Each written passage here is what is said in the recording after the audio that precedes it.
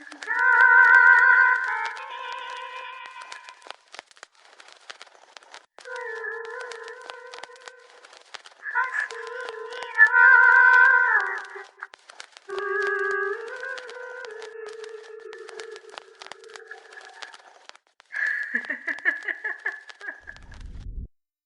दोस्तों, आज मैं आपको एक नई कहानी सुनाने जा रहा हूँ। तो चलिए, बिना किसी देरी के शुरू करते हैं आज की कहानी। मेरा नाम रघु है और ये किस्सा आज से लगभग 50 साल पुराना है। साल 1985 का वक्त था। तब मैं जवान था और इंटरमीडिएट यानी 12वीं की पढ़ाई कर रहा था। मेरे घर की माली हालत बिल्कुल अच्छी नहीं थी। 1985 का वो साल पूरे इलाके के लिए कठिन था। अकाल जैसा माहौल था, फसल खराब और लोगों के पास खाने तक के पैसे नहीं बचे थे। हमारे घर की भी हालत कुछ ऐसे ही थी। इसलिए मैंने पढ़ाई के साथ किसी काम की तलाश शुरू की और भगवान की कृपा से मुझे एक अस्पताल में नाइट गार्ड की नौकरी भी मिल गई। मैंने सोचा, दिन में पढ़ाई और रात को ड्यूटी, शायद इससे मेरी पढ़ाई भी हो जाए और घर की हालत भी ठीक हो जाए। मैं उस हॉस्पिटल में नया था, इसलिए ज़्यादातर मेरी ड्यूटी वार्ड नंबर 12 और वार्ड नंबर 9 पर ही लगती थी। मुझे वहाँ काम करते अब 1 महीना हो चुका था और बाकी लोगों से मेरी अच्छी खासी दोस्ती भी हो गई थी। दिन में अस्पताल हलचल से भरा रहता। मरीज, डॉक्टर, वार्ड बॉय, सबका आना जाना लगा रहता। पर रात जैसे काटने को दौड़ती थी। ऐसा लगता जैसे पूरा अस्पताल किसी गहरी नींद में डूब गया हो। उन दिनों गाड़ियों का इतना चलन नहीं था। जिसके पास मोटरसाइकिल होती उसे लोग अमीर समझते। कार तो बस बड़े अधिकारियों के पास ही होती थी। मेरी ड्यूटी रात 8 से सुबह 8 बजे तक होती और अस्पताल मेरे गांव से काफ़ी दूर था, लगभग गांव की सीमा के बाहर ही। इसलिए मुझे काम पर जाने के लिए शाम के 6 बजे ही घर से निकलना पड़ता ताकि समय पर पहुंच सकूं। ऐसे ही एक रात मैं अपने काम पर निकला। मुझे आज भी याद है, वो पूर्णिमा की रात थी। आसमान में चांद खिला हुआ था। मैं रोज़ की तरह अपनी साइकिल लेकर निकल पड़ा और करीब 7:30 बजे अस्पताल पहुंचा। मैंने अपना बैग रखा, वर्दी पहनी और सुपरवाइजर के कमरे में चला गया। मैंने उससे पूछा, सर आज मेरी ड्यूटी कहाँ है? सुपरवाइजर ने मेरी ओर देखा और बोला, आज तुम्हें मुर्दाघर की चौकीदारी करनी है।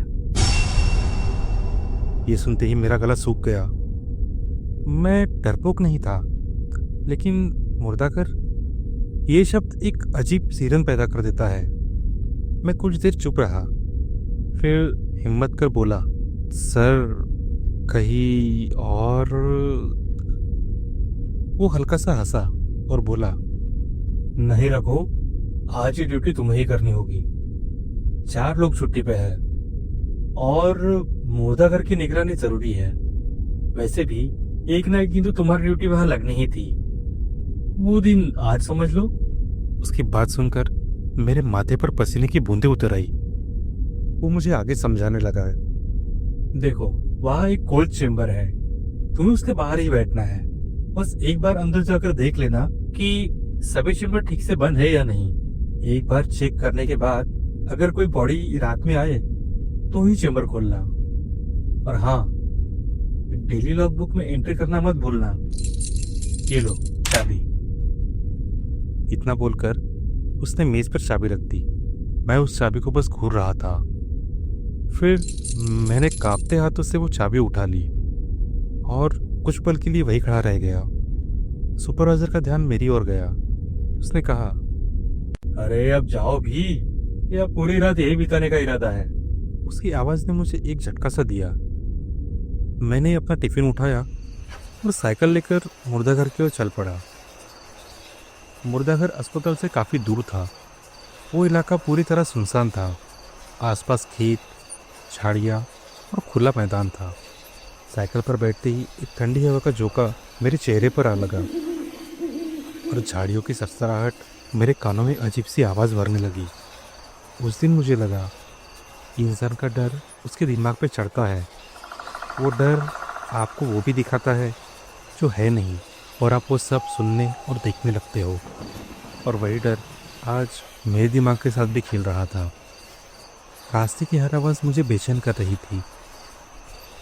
दूर कुत्ते भौंक रहे थे, पर मुझे ऐसा लग रहा था जैसे वो मेरे पीछे ही चल रहे हो। हवा में एक अजीब सी गूंज थी, जैसे कोई लगातार मेरे आसपास फुसफुसा रहा हो। करीब 15 मिनट बाद मुझे दूर से वो मुर्दाघर दिखाई दिया। खुले मैदान के बीच अकेला खड़ा, चांद की रोशनी में नहाया हुआ। वो मुर्दाघर जैसे मेरा ही इंतज़ार कर रहा था। मैं कुछ पल के लिए वहीं रुक सा गया। उसे देख एक पल को लगा कि वापस लौट जाऊं, लेकिन फिर घर की हालत याद आते ही मैंने आगे बढ़ने का निर्णय लिया। मैं मुर्दाघर के पास पहुंचा। मैंने साइकिल स्टैंड पे लगाई और मेन गेट के पास चला गया। मैंने अगल बगल देखा, वहाँ कोई नहीं था।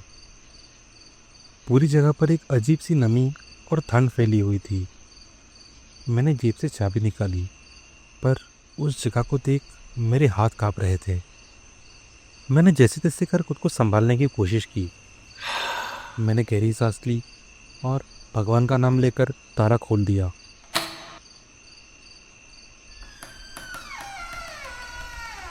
दरवाज़ा खुलते ही फिनाइल की तेज़ और चुभन भरी गंध मेरे नाक में भर गई।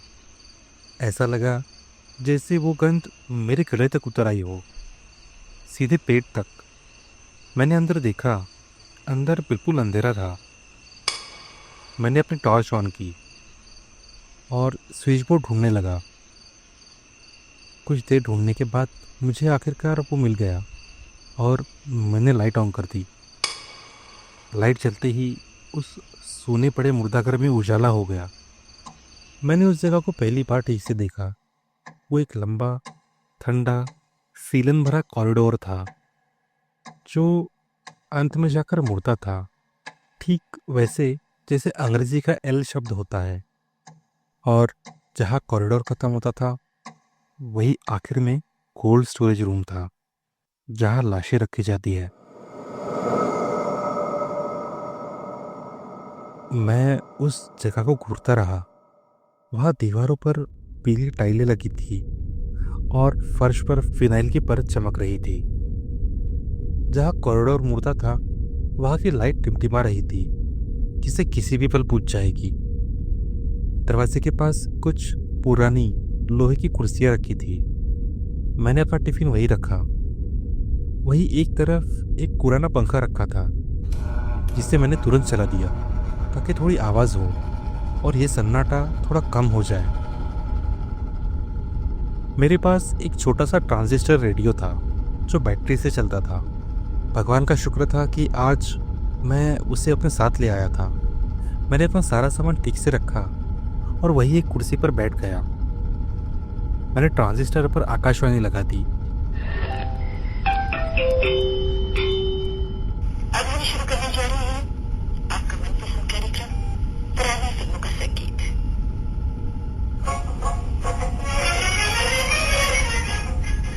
धीमी धीमी आवाज़ ने माहौल की उस खामोशी को थोड़ा कम किया। मैं कुर्सी पर बैठ इधर उधर देखने लगा। मुझे पहली बार उस हॉस्पिटल के शोर की कमी खल रही थी।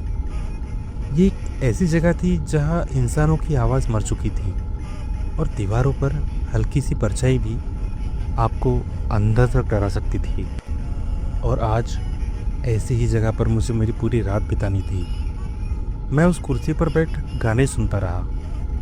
कुछ देर बाद पंखे की धीमी खड़खड़ाहट और रेडियो की आवाज़ के बीच बैठा मैं खुद को थोड़ा संभला हुआ महसूस कर रहा था। लेकिन वहाँ की हवा में एक अजीब भारीपन था, इससे कोई पुराना कमरा जो सालों तक बंद रहा हो। मैं ये सब सोच ही रहा था कि तभी मुझे मेरे सुपरवाइज़र की बात याद आई। एक बार कोल्ड स्टोरेज चेक कर लेना। मेरा वहाँ से उठने का बिल्कुल मन नहीं था, लेकिन ना चाहते हुए भी मुझे वहाँ से उठना पड़ा। मैंने टॉर्च हाथ में ली और कॉरिडोर की तरफ बढ़ गया। कॉरिडोर की दीवारें नम थी, फर्श पूरी तरह सूखा हुआ था, लेकिन हवा में ऐसी नमी थी जैसे किसी ने कुछ देर पहले ही फर्श पर पानी छिड़का हो। मेरे कदमों की आवाज पूरे कॉरिडोर में गूंज रही थी। मैं धीरे धीरे आगे बढ़ने लगा। जहाँ कॉरिडोर मुड़ता था वहां पहुंचकर मेरे पैर खुद ब खुद रुक गए। वही वो लाइट टिमटिमा रही थी। मैंने दीवार पर लगे एक बटन को दबा दिया और आगे की लाइट ऑन हो गई और मेरे सामने एक बड़ा सा लाल रंग का दरवाज़ा था, कोल्ड स्टोरेज का दरवाज़ा। उसे देख मैं कुछ पल के लिए वहीं जम गया और कुछ देर बाद हिम्मत कर आगे बढ़ा। जैसे जैसे मैं उस दरवाजे की ओर बढ़ रहा था, पीछे छूट चुकी वो टिमटिमाती लाइट और तेज़ी से झपकने लगी। या शायद ये सिर्फ मुझे लग रहा था। आखिरकार मैं उस दरवाजे से पहुंचा। वो बर्फ की तरह ठंडा था। उसे छूते ही मेरी उंगलियां जैसे सुन्न हो गई हो। तभी मेरा ध्यान अंदर से आती रोशनी पर गया। वो दरवाजा कुछ मिलीमीटर खुला था। डरने जैसे अब मेरा सर पकड़ लिया था, लेकिन फिर भी मैंने हिम्मत करके उसे खोल दिया। दरवाजा बाहर की ओर खुला और भीतर से एक ठंडी हवा का झोंका बाहर आया। मैंने अंदर झांका। दीवारों के दोनों ओर स्टील के चेम्बर कतार में लगे हुए थे। मेरे होठ थरथर कांप रहे थे। मुझे नहीं पता डर से या ठंड से। वहाँ हर चेम्बर पर 1 से 12 तक नंबर लिखे थे। मैं एक एक कर चेम्बर के पास जाकर उन्हें चेक करने लगा। धातु की वो ठंडी सतह मेरी उंगलियों में चुभ रही थी। अंदर सिर्फ मशीन की लगातार चलती हुई गड़गड़ाहट गूंज रही थी। फिलहाल वही एक आवाज़ थी जो मुझे मेरे जिंदा होने का एहसास करा रही थी। मैं हर एक चेम्बर चेक करने लगा और नोट कर रहा था कि कौन सा चेम्बर खाली है और कौन सा नहीं। मैं एक एक कर हर चेम्बर के पास जाकर उन्हें चेक करने लगा, लेकिन जब मैं चेम्बर नंबर 7 तक पहुंचा तो उसका लैच जंग खाया हुआ था। मैंने ज़रा जोर लगाया, वह पहले नहीं खुला और फिर अचानक उसका लैच खुल गया और चेम्बर अपने आप थोड़ा बाहर खिसक आया। मेरी सांस रुक गई। मैंने अंदर झांका। वो चेम्बर खाली था। उस चेम्बर की स्टील की सतह पर जमी धुंध हवा में उड़ रही थी, मानो किसी शरीर की गर्मी अभी भी उसके अंदर छूट रही हो। मैंने जल्दी से उसे वापस धक्का दिया और लैच बंद कर दिया। अब सिर्फ आखिरी 5 चेम्बर बचे थे। जैसे ही मैं चेम्बर 9 के पास पहुंचा, वहाँ की लाइट एक पल के लिए झपक सी गई और कोल्ड स्टोरेज की मोटर भी 1 सेकंड के लिए रुक गई। उस पूरी जगह में सन्नाटा फैल गया। इतना गहरा सन्नाटा कि मैं अपने दिल की धड़कन तक सुन पा रहा था। फिर अचानक मोटर तेज आवाज के साथ चालू हो गई। मैंने जल्दी से बाकी चेम्बर चेक किए और वह बाहर निकल गया। मैंने दरवाजे को पूरा जोर लगाकर बंद किया। जैसे ही दरवाजा बंद हुआ, पूरी लाइट बुझ गई। 1 सेकंड के लिए लगा जैसे मेरी आत्मा ही शरीर से बाहर निकल जाएगी। मैंने तुरंत टॉर्च ऑन की और उसी कांपती रोशनी में देखा। पूरे कॉरिडोर में रोशनी थी, सिवाय उस जगह के जहां मैं खड़ा था। उसी वक्त कॉरिडोर की शुरुआत में जहां मेरा टिफिन और रेडियो रखा था, कुछ खड़खड़ाया, जैसे किसी ने फर्श पर कुछ धीरे से सरकाया हो। मैं एकदम ठिठक गया। वहां सिर्फ मशीन की आवाज होनी चाहिए थी, लेकिन वो आवाज मैंने सुनी। वो अलग थी, धीमी, खुरदुरी सी, जैसे कोई भारी चीज जमीन पर घसीट रहा हो। मेरी सांसें रुकने लगी और तभी फिर वो आवाज आई, जैसे कोई धीरे से आगे बढ़ रहा हो। मैंने टॉर्च कसकर पकड़ ली और बहुत सावधानी से वापस कदम बढ़ाने लगा। जैसे जैसे मैं मोड़ की तरफ बढ़ रहा था, आवाज़ और साफ होने लगी। किसी किसी चीज़ के रगड़ने की आवाज़, कभी धीमी कभी तेज, जैसे कोई नुकीली चीज़ फर्श पर घसीट रहा हो। मोड़ तक पहुंचा। मेरा दिल इतनी जोर से धड़क रहा था कि लगा छाती से बाहर निकल आएगा। और जैसे ही मैं मोड़ के बिल्कुल पास पहुंचा, आवाज़ अचानक थम गई। वहाँ एकदम सन्नाटा छा गया, इतना गहरा कि मेरे दिल की धड़कन उस सन्नाटे में गूंज रही थी। मैंने अपनी कुर्सी की तरफ देखा जहाँ मैं बैठा था। वहाँ बस पंखा चल रहा था और कुछ भी नहीं था। मैं वहीं खड़ा रहा। मेरा दिल तेज़ी से धड़क रहा था, सांसें बेकाबू थी और वो लाइट अभी भी मेरे सर पर टिमटिमा रही थी। कॉरिडोर बिल्कुल खामोश था, लेकिन उस खामोशी में एक अजीब सी हलचल छिपी थी, जैसे मेरी मौजूदगी को दूर से चुपचाप देख रहा हो। मैंने खुद को संभालने के लिए गहरी सांस ली और लगभग दौड़ते हुए अपनी जगह पर वापस चला आया। मैंने उस सन्नाटे को कम करने के लिए रेडियो ऑन कर दिया। नमस्ते श्रोतागणों, आज के गीत की पेशकश श्रीमान राजेश ने राजस्थान से की है। तो पेश है लता मंगेशकर जी का गाया हुआ ये गीत। और रेडियो पर गाना बजने लगा।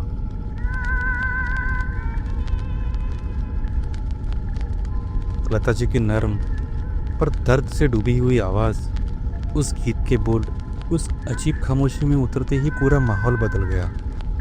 गाना खूबसूरत था, पर उस जगह उस वक्त उसकी हर लाइन में एक अनजाना ठंडा साया झिलमिला रहा था।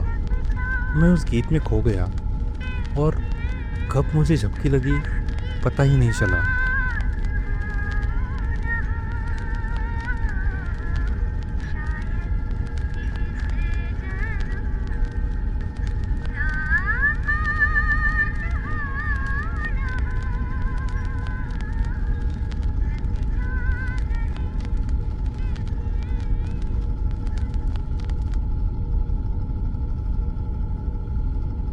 रेडियो चलता रहा।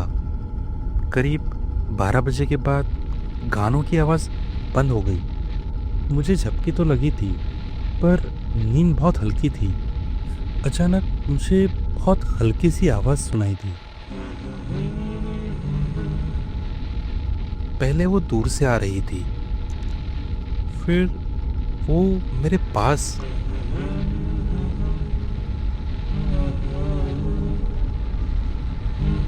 और पास, और अचानक बिल्कुल मेरे कान के पास आने लगी। मैं झटके से उठ बैठा, मेरी आंखें खुल गई। वहाँ सिर्फ रेडियो की आवाज़ सुनाई दे रही थी। मैं अभी भी नींद में ही था जब मुझे महसूस हुआ कि कमरे की हवा पहले से ज़्यादा भारी हो चुकी है।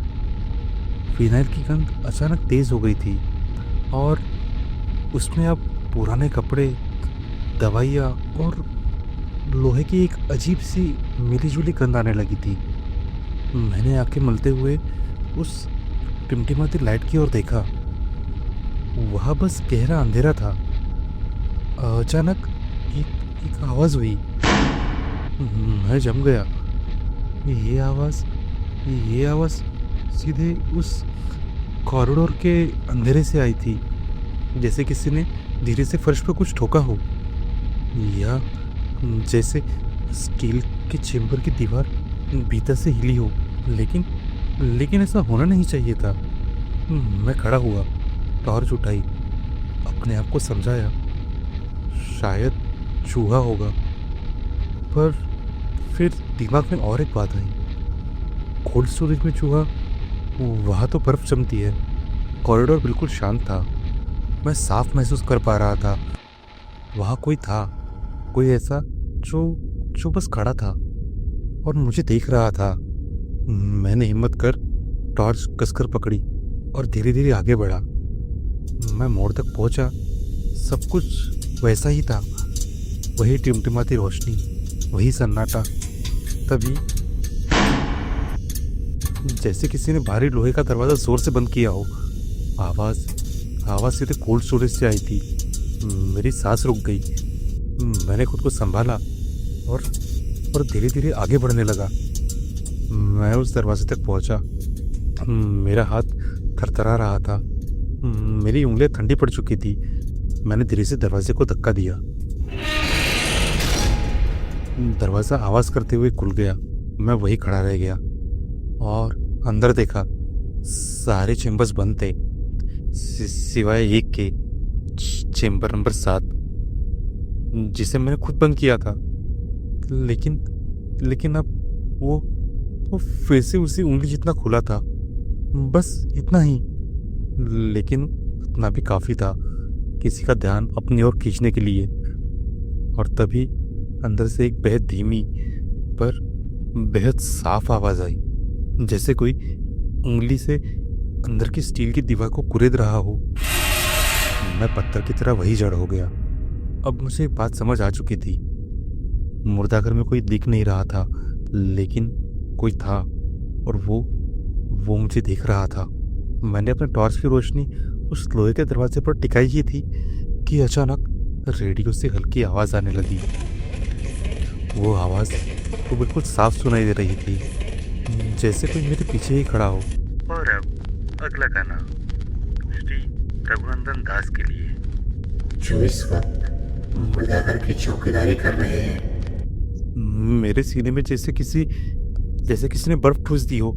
रेडियो पर मेरा पूरा नाम आया था, वो नाम जो मेरे घर वालों के अलावा किसी को पता नहीं था।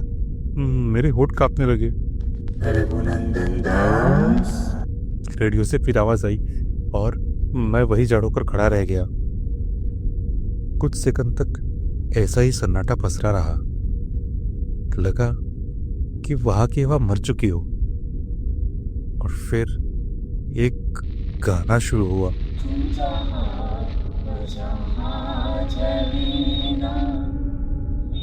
उसकी आवाज इतनी साफ थी, जैसे गायक इसी कमरे में बैठ के गा रहा हो। मैंने घबराकर कोल्ड स्टोरेज का दरवाजा बंद किया और रेडियो की तरफ दौड़ा। गाना चलता रहा, लेकिन तीसरी लाइन आते आते अचानक उसकी आवाज टूटने लगी, मानो किसी ने गायक का गला दबा दिया हो। मैंने रेडियो बंद करने के लिए हाथ बढ़ाया, लेकिन डर से मेरे हाथों का खून तक जम चुका था। मैं उंगली तक नहीं हिला पा रहा था। और तभी मुझे ऐसा लगा जैसे कोई ठीक मेरे कान के पास आके खड़ा होकर गा रहा हो। मेरी सांसें एक झटके में टूट गई। मैंने पीछे मुड़कर देखा, जहां वो लाइट टिमटिमा रही थी। मैंने कांपती टॉर्च उस तरफ घुमा दी। छत के पास कॉरिडोर के उस अंधेरे कोने में कुछ हिल रहा था। पहले लगा जैसे किसी के लंबे उलझे बाल हवा में हिल रहे हो। फिर वो चीज़ धीरे से आगे खिसकी और एक पल के लिए मुझे लगा मैंने दो आंखें देखी, अंधेरे में चमकती हुई, सीधे मेरे तरफ। पीछे से रेडियो की टूटी आवाज़ गूंज रही थी और फिर मुझे हल्की पर साफ हंसी सुनाई दी। मेरी टॉर्च कांपने लगी। वो जो भी था धीरे धीरे अंधेरे से बाहर निकल रहा था, सीधे मेरी ओर। और तभी मैं डर के मारे चीख पड़ा। मुर्दाघर के बाहर का दरवाजा किसी ने इतनी जोर से पीटा कि पूरा कमरा हिल गया। आवाज़ ऐसी थी जैसे कोई जान बचाने के लिए दरवाज़ा तोड़ देना चाहता हो। मेरा ध्यान एकदम दरवाजे की ओर गया। रेडियो की आवाज़ बंद हो चुकी थी। मैंने हिम्मत करके छत की तरफ दोबारा टॉर्च मारी, पर वहाँ कुछ नहीं था, बस अंधेरा था। मैंने खुद को समझाया। मुझे लगा शायद मुझे वहम हुआ है। दरवाज़ा फिर पीटा गया। अरे रघु, दरवाज़ा खोल। मैंने जैसे ही किसी की आवाज़ सुनी, मेरी जान में जान आई। मैं लगभग दौड़ पड़ा और गेट खोल दिया। बाहर दो आदमी स्ट्रेचर पर एक लाश लिए खड़े थे। उन्हें देखकर मेरी धड़कन थोड़ी सामान्य हुई। उनमें से एक बोला, नई वारदात की लाश है, साइन करके लॉगबुक में एंट्री कर दे, डॉक्टर सुबह पोस्टमार्टम करेंगे। मैंने सिर हिलाया, लेकिन दिमाग अब भी उस छत के अंधेरे में अटका हुआ था। उन दोनों ने लाश अंदर लाई। मैंने सारे डिटेल लिख ली, लॉगबुक में एंट्री भी कर दी। उनसे बात करते करते पता ही नहीं चला कि कब रात के 3 बज गए। मुझे लगा कि शायद मैं ज़्यादा थक गया हूँ। तभी एक आदमी बोला, कोल्ड स्टोरेज किधर है, लाश वही रखनी है। मैंने रास्ता दिखाया। मैं खुद पीछे खड़ा रह गया। तभी दूसरा बोला, भाई तू चलेगा नहीं क्या? हाँ हाँ हाँ, चलता हूँ। मैं आगे आगे चल रहा था। वो दोनों स्टेशन को धक्का देते हुए मेरे पीछे आ रहे थे।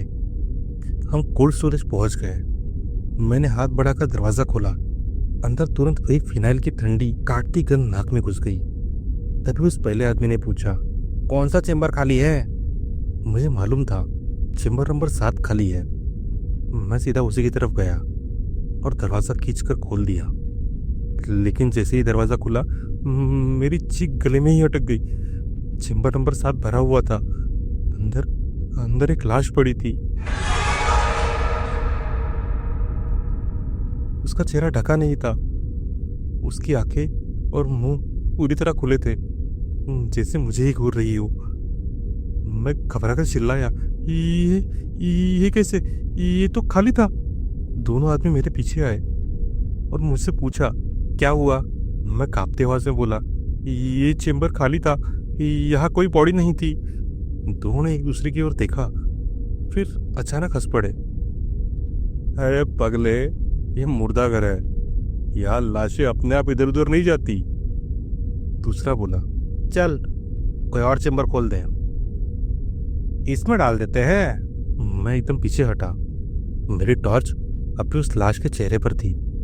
मैंने पलक तक नहीं झपकाई। तभी मैंने देखा उसके होठ हिले, जैसे वो कुछ बोलने वाली हो। वो दोनों उस लाश को चेंबर में डाल रहे थे और मैं वही चेंबर नंबर 7 के सामने पूरी तरह जड़ खड़ा रहा। मैं अब भी चेंबर नंबर 7 की उस लाश को ही घूर रहा था। मैंने साफ देखा था, उसके होठ अभी हिले थे। मैंने धीरे धीरे गर्दन घुमाई, ये देखने के लिए कि वो दोनों आदमी क्या कर रहे हैं। दोनों चुप थे, बस लाश को अंदर सरका रहे थे। काम खत्म कर उन्होंने मेरी ओर देखा। रघु, दरवाजा बंद कर दे, हम चलते हैं। मैंने बस सिर हिलाया। हम सब बाहर निकले और मैंने कोल्ड स्टोरेज का वो बड़ा सा दरवाजा बंद कर दिया। दोनों आदमी स्ट्रेचर उठाकर बाहर की तरफ जा रहे थे। मैं भी उनके पीछे पीछे निकला। उन्होंने कहा, चल निकलते हैं, डॉक्टर साहब को बोल देना कि बॉडी रख दी थी। इतना बोलकर दोनों गाड़ी में बैठकर चले गए। मैं आज भी सोचता हूँ, क्या उन्हें नहीं लगा होगा कि मुझे उस हाल में अकेला छोड़कर जाना ठीक है? अब मैं फिर अकेला था, उसी घुटन भरी सन्नाटे में। मैं आकर वापस अपनी कुर्सी पर बैठ गया। रेडियो अभी भी चल रहा था, पर उसमें कोई गाना नहीं था, सिर्फ खड़खड़ की खुरदुरी आवाज आ रही थी। मैं थका हुआ वही चुपचाप बैठा रहा। वो जगह अब मुझे किसी जेल से बदतर लग रही थी। बेचैनी, नींद, खामोश रात। करीब आधा घंटा बीत गया। मेरी आंख झपकने लगी। तभी एक बेहद धीमी फुसफुसाहट जैसी आवाज आई, मुझे ठंड लग रही है। मेरी नींद टूट गई। मैंने चारों तरफ देखा, वहां कोई नहीं था, सिर्फ रेडियो की खरखर और पंखे की आवाज आ रही थी। मैंने दोबारा आंखें बंद की। मुझे फिर वही आवाज आई, लेकिन इस बार थोड़ी साफ। मुझे ठंड लग रही है। मैं चौंक कर उठ गया। मैंने फिर से देखा, वहां कुछ नहीं था।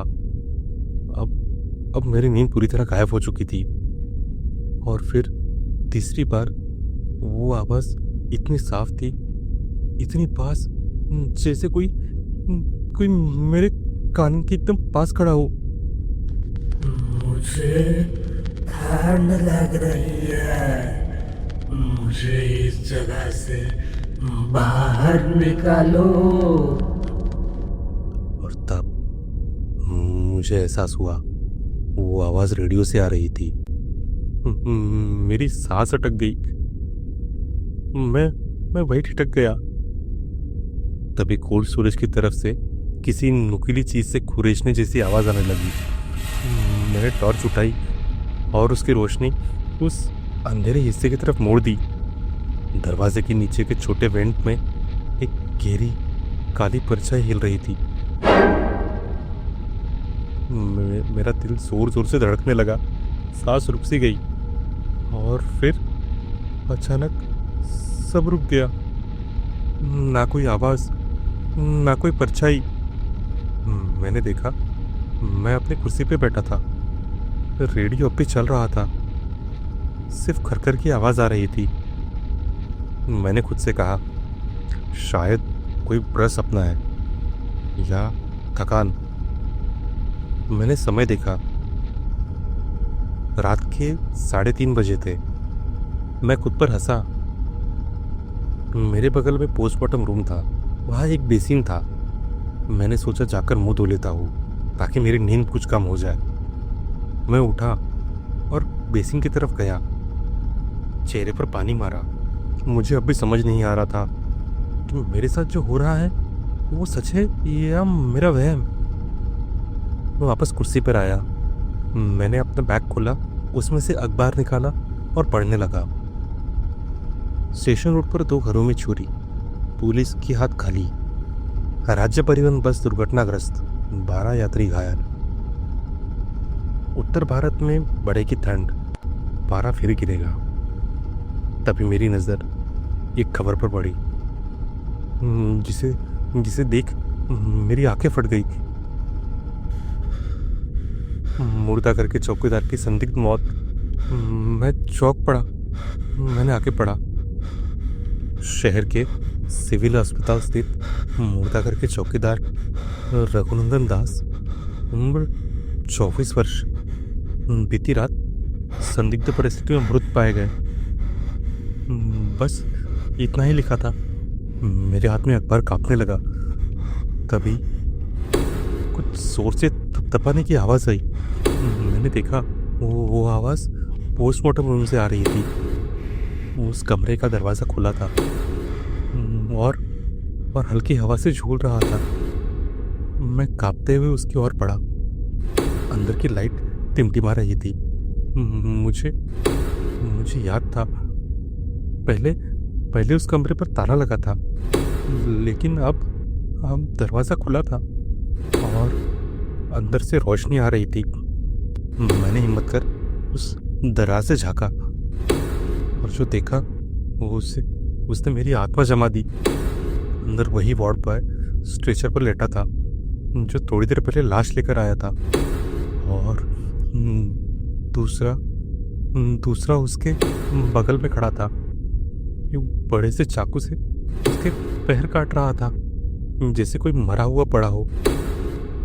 तभी अचानक जो वार्ड बॉय खड़ा था वो रुक गया और लंबी लंबी सांस लेने लगा, और फिर धीरे धीरे उसने मेरी तरफ देखा और मुस्कुराया और बोला, उसे ठंड लग रही है। और फिर वो बड़ा सा चाकू लेकर मेरी तरफ दौड़ा। मैं घबरा गया। मैं दरवाजे के पास खड़ा था। मैंने हिम्मत जुटाई, हैंडल पकड़ा और पूरी ताकत से उस दरवाजे को बंद करने लगा। अंदर वाला वार्ड बॉय जोर जोर से चीख रहा था, वो चिल्ला रहा था, दरवाज़ा खोलने की कोशिश कर रहा था। मैंने जैसे तैसे कर कुंडी लगाई और ज़मीन पर गिर पड़ा। मैंने उठने की बहुत कोशिश की, पर फर्श पर अचानक पानी फैला हुआ था। मैं फिसलता रहा।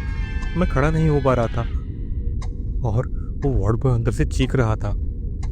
मैं जैसे तैसे कर उठा और तभी चीखने की आवाज़ एकदम रुक गई।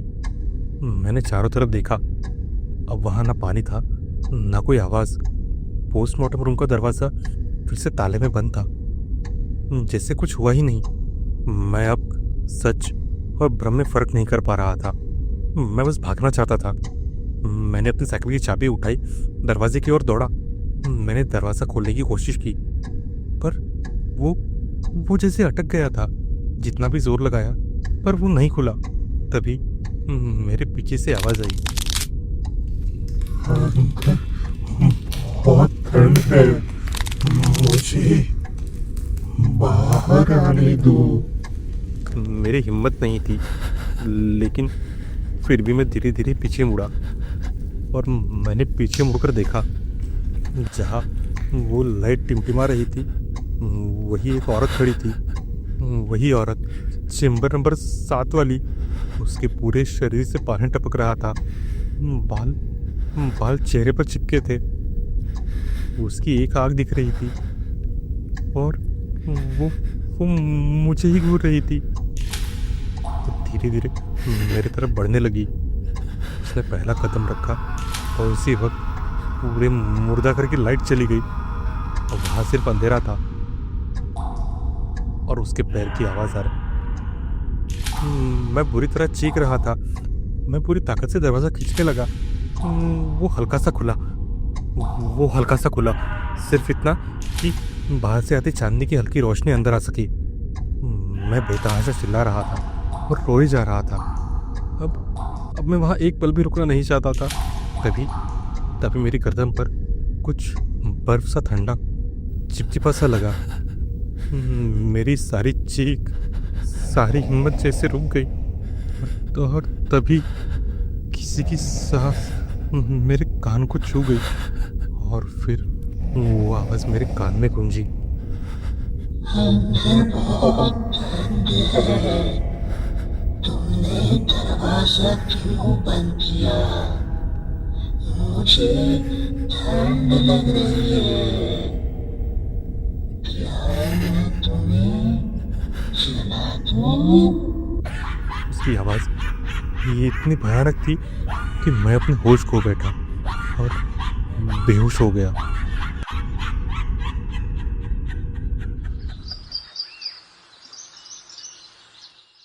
सुबह मेरी आँख तब खुली जब किसी ने मेरे गाल पर हल्का थप्पड़ मारा। धीरे धीरे मेरी नज़र साफ हुई और मैंने देखा मेरे सामने नितिन खड़ा था। वो घबराकर बोला, रघु रघु, उठ उठ, क्या हुआ? यहाँ क्यों गिरा पड़ा है? उसने मुझे पकड़कर बैठाया। मेरे हाथ लगातार कांप रहे थे। मेरी सांस उखड़ी हुई थी। मेरा दिल अभी जोर से धड़क रहा था। मैंने उससे पूछा, तू तू तू यहाँ क्या कर रहा है? उसने मुझे बोला, अरे अरे पागल, आज से यहाँ मेरी ड्यूटी लगी है। तू तू मुझे बेहोश पड़ा मिला। उसने मुझे पानी दिया। मैंने कांपते हाथों से गिलास पकड़ा और धीरे धीरे पीने लगा। मेरी सांसें अभी भी तेज दौड़ रही थी। कुछ देर बाद मैंने कांपती आवाज़ में कहा, रात को एक बॉडी आई थी, 2 लोग लाए थे, मैंने एंट्री की है। नितिन एक पल के लिए रुक गया। उसके चेहरे पर उलझन साफ दिख रही थी। चल, मुझे लॉगबुक दिखा। हम दोनों मुर्दाघर के अंदर गए। मैं लड़खड़ाते कदमों से उसके पीछे चल रहा था। मैं अंदर जाना नहीं चाहता था। वो लॉगबुक उठाकर पन्ने पलटने लगा। उसने एक एक कर सारी एंट्री चेक की। फिर उसने मेरी ओर अजीब नज़र से देखा। रघु, इसमें कोई एंट्री नहीं है। कल रात कोई बॉडी आई ही नहीं। मेरे शरीर में जैसे बर्फ की धार दौड़ गई। मेरे हाथ ढीले पड़ गए, होठ सूखने लगे। मैंने कांपते हुए कहा, नहीं नहीं, मैंने खुद ने लिखा था। तुम चेक करो, चेंबर नंबर 9 में थी बॉडी। वो बिना जवाब दिए सीधे कोल्ड चेंबर की ओर बढ़ने लगा। मैं उसके पीछे पीछे चल पड़ा। उसने दरवाज़ा खोला और वो एक एक कर चेंबर खोलने लगा और बाद में वो चेंबर नंबर 7 पर आया। उसने चेंबर खोलने के लिए हैंडल घुमाया। दरवाज़ा चरमराया और खुल गया। अंदर कुछ नहीं था, बस एक खाली ठंडी स्टील की ट्रे, जिस पर रात को मैंने एक लाश को देखा था, वो वहाँ नहीं थी। उसने मेरी ओर देखा और बोला, रघु, यहाँ कल रात कोई नहीं आया। मेरे टांगे जवाब देने लगी। मैं लड़खड़ा रहा था। मेरी पूरी रूह जैसे भारी हो चुकी थी। मैंने होठ खोलने की कोशिश की, पर मेरे मुंह से आवाज़ तक नहीं निकली। वो बोला, शायद तू थक गया है, नाइट शिफ्ट में होता है ऐसा है, तुझे नींद की कमी से वहम हो गया होगा। मैं जानता था ये वहम नहीं था। मैंने जो देखा, जो आवाज़ सुनी, वो जो महसूस किया, और जो जो परछाई मेरे सामने खड़ी थी, वो सब सच था। भयानक सच। उसके बाद मैं वहाँ से निकल गया, और वहाँ से निकलते ही मैंने वो नौकरी छोड़ दी। उसके बाद मेरी तबीयत खराब होने लगी, तेज़ बुखार, कभी-कभी नींद में मैं चीख पड़ता, और हर रात मुझे वही सपने आते।